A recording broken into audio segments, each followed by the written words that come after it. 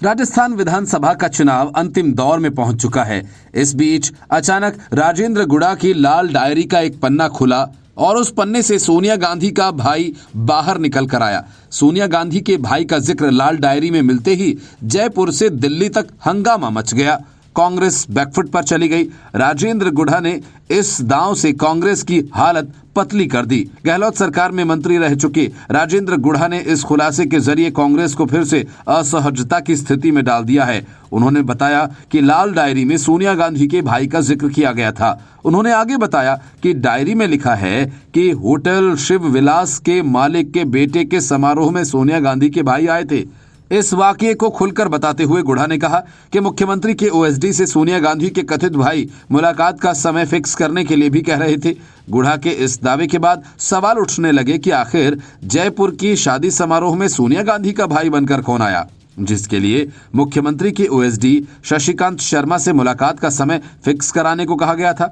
इन आरोपों के साथ ही गुड़ा ने एक सवाल करते हुए कहा कि सोनिया गांधी की 2 बहनें हैं, फिर ये भाई बनकर कौन आया? सोनिया गांधी का रहस्यमय भाई कौन है जो जयपुर आया? राजस्थान में विधानसभा चुनाव के बीच लाल डायरी का शोर लगातार सुनाई दे रहा है। अब जब राज्य में वोटिंग को सिर्फ 2 ही दिन बाकी हैं, तो लाल डायरी का जिक्र फिर से होने लगा है। इसको लेकर मुख्यमंत्री अशोक गहलोत ने भी प्रेस कॉन्फ्रेंस की थी। इस दौरान उन्होंने लाल डायरी के सवाल पर बीजेपी और केंद्र सरकार को घेरते हुए कहा कि लाल डायरी कौन सी लाल डायरी? अगर लाल डायरी इनके पास है तो इन्होंने क्या कार्रवाई की, जबकि ईडी इनके पास है और सीबीआई इनके पास है। असल में पीएम मोदी ने चुनाव प्रचार के दौरान हर बार लाल डायरी का जिक्र किया। ऐसे में राजस्थान की राजनीति में लाल डायरी ने एक बार फिर तूफान खड़ा कर दिया है। राजेंद्र गुड़ा भी लाल डायरी में विधायकों की खरीद फरोख्त का लेखा जोखा होने की बात कह चुके हैं। विवाद इतना ज्यादा बढ़ गया कि लाल डायरी को लेकर विधानसभा पहुंचे बर्खास्त मंत्री राजेंद्र गुड़ा को विधानसभा से निलंबित कर दिया गया।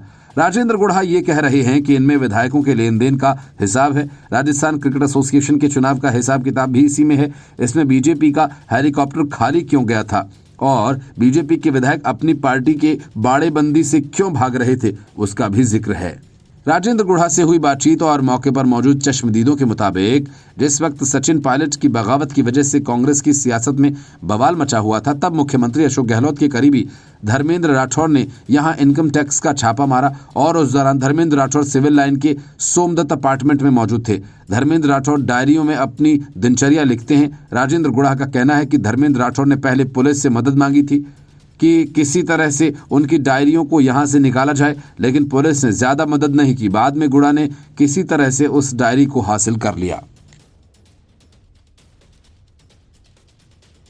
The report is of India.